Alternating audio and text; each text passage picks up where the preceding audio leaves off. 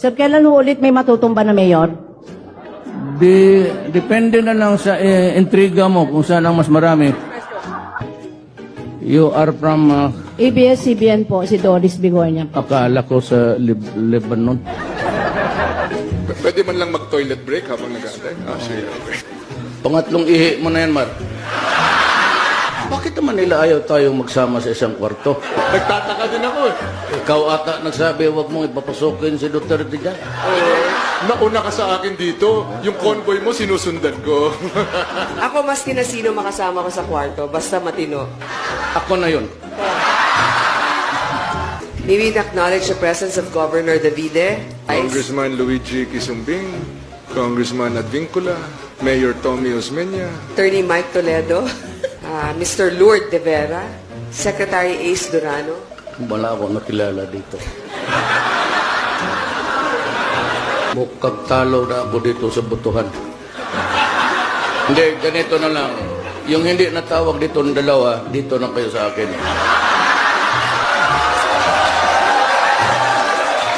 Ito, tingnan mo itong binigay na. Tingnan mo ha, pag ginanong ko, alcohol.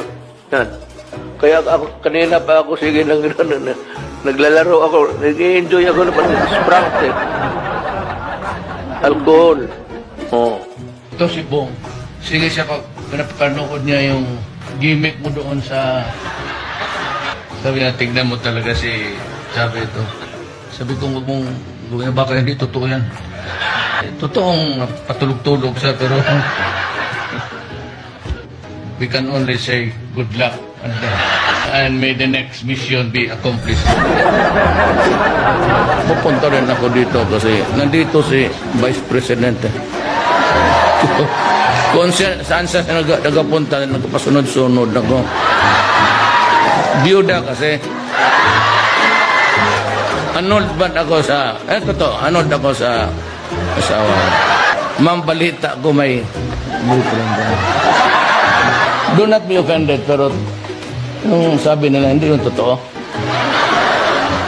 Awa na po ako sa inyo, mahal na Pangulo. Tigilan niyo na po ako. Ano pong gusto niyo sa akin? May gusto po ba kayo sa akin? Sir, Senator De Lima was asking if may gusto daw po ba kayo sa kanya. Ano? She was asking, sir, kung may gusto daw po ba kayo sa kanya. Masyado na nila akong ginigipit, inaapi. Tapos ganyan pag gagawin nila. Lahat na lang sinisisi sa akin. And they call themselves men.